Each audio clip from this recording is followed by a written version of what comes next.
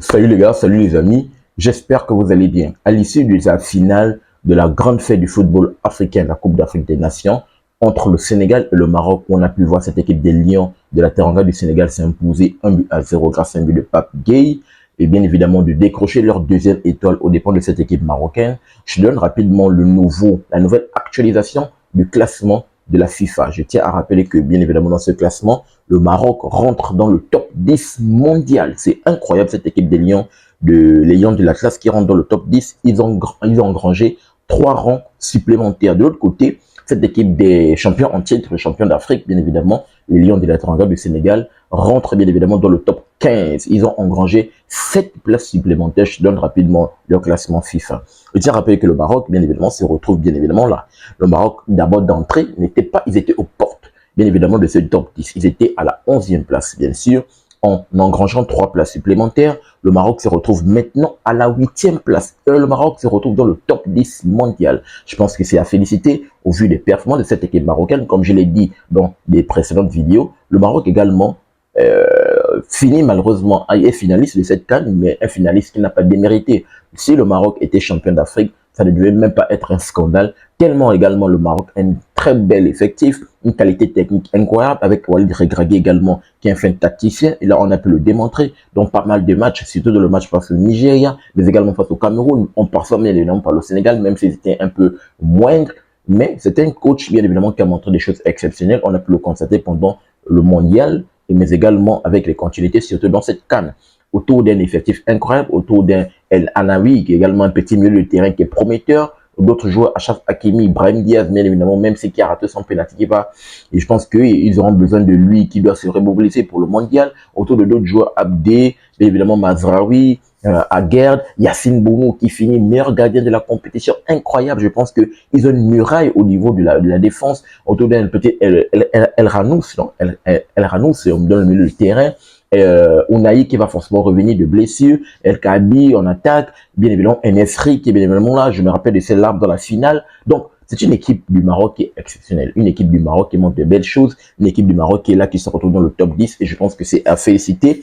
Ils rentrent dans le top 10 mondial et ils maintiennent toujours le statut de premier sur le plan continental. On verra bien évidemment le classement, c'est le plan continental. Pour le moment, on est au niveau mondial. Et on voit cette équipe du Sénégal qui se retrouve bien évidemment à la 12e place. Le Sénégal a engrangé 7 places supplémentaires, c'est incroyable.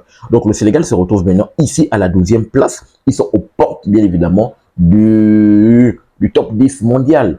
On verra ce que ça va donner. Pendant le mondial, si le Sénégal réalise une performance incroyable, pour ma part, j'attends impérativement cette équipe du Sénégal, mais également le Maroc au mondial. Je pense qu'ils ont la possibilité de réaliser un mondial exceptionnel, mais également les autres nations.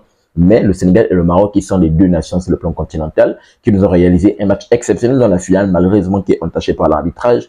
Mais malgré cela, bien évidemment, c'est deux effectifs qui ont beaucoup de potentiel et je leur attends bien évidemment. Le Sénégal qui a la possibilité pour ce mondial de rentrer dans le top 10 mondial, mais également pour le Maroc de un peu plus engranger des points.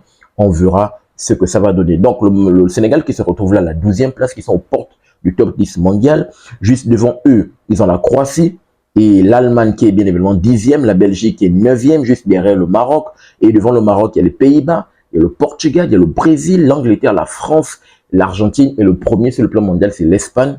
Donc, voici rapidement le classement mondial où on peut voir le Maroc qui est dans le top 10 mondial. Incroyable. Il faut saluer cette équipe des Lions de l'Atlas. Et le Sénégal qui se retrouve là à la 12e place aux portes du top 10. Bien évidemment, c'est vraiment à saluer pour les deux grosses nations sur le continent qui nous ont réalisé bien évidemment une finale exceptionnelle. On va rapidement revenir également par rapport au classement sur le plan continental, bien évidemment. Ici, sur le plan continental, on peut voir que le Maroc, bien évidemment, comme je l'ai rappelé, qui est leader sur le plan continental, bien évidemment suivi par son dauphin, le Sénégal. Et je t'ai rappelé, malheureusement, pour les Fennecs de l'Algérie, eux qui étaient dans le podium, 3e, mais avec cette CAN, l'Algérie perd malheureusement sa place et se retrouve doublé par cette équipe des Super Eagles du Nigeria qui se retrouve maintenant au podium. Donc le Nigeria se retrouve 3e, qui passe bien évidemment devant cette équipe de l'Algérie. L'Algérie qui est regardée à la 4e place. Derrière, on a cette équipe de l'Égypte. La Côte d'Ivoire qui se voit bien évidemment au niveau de la 6e place. Le Cameroun qui quand même a pris 12 points de plus, bien évidemment, avec cette CAN qui revient au plus haut rang. cette équipe des Lions indomptables. Bien évidemment, c'est vraiment à saluer pour cette équipe du Cameroun. Et on a pu voir également la Tunisie qui est là, juste là. Bon, le Cameroun qui a pris 12 points de plus par rapport au rang mondial. Hein. Bon, on a la Tunisie qui est juste là derrière le Cameroun à la 8e place. La RDC, la République, les Léopards qui se retrouvent 9e. Et le Mali qui boucle la marche 10e dans ce top 10. Donc, voici rapidement le top 10 sur le plan continental. À la 11e place, on a l'Afrique du Sud, les Bafana Bafana, les étalons de Burkina à la 12e place, le Cap Vert, les requins bleus juste à la 13e place, les Black Stars du Ghana à la 14e place malheureusement. C'est compliqué pour eux. On espère qu'ils nous réalisent un excellent mondial peut-être pour se reprogrammer, pour revoir cette équipe des Black Stars au meilleur de leur forme. Et bien évidemment, juste là derrière, on a le Sénégal national de la Guinée 15e, le Gabon, le Panthères 16e, l'Ouganda 17e, l'Angola 18e, la Zambie 19e et les Guépards du Bénin 20e, bien évidemment, dans ce classement sur le plan continental. Donc, rapidement, voici le top 20. Le top 20 sur le plan continental, bien évidemment, par rapport au classement FIFA qui est actualisé au lendemain de la finale, bien évidemment, de la grande fête du football africain, la Coupe d'Afrique des Nations. Donnez-moi votre ressenti. Qu'est-ce que cela vous inspire? Que pensez-vous du nouveau rang de la place du Maroc qui se retrouve dans le top 10 continental à la 8e place, mais également du Sénégal qui se retrouve aux portes du top 10 mondial et qui se retrouve à la 12e place? J'aimerais vous entendre dans les commentaires par rapport à cela. N'oubliez pas de t'abonner, de liker, mais surtout, active la cloche de notification pour ne manquer aucune de mes sorties. Peace. À très bientôt les gars.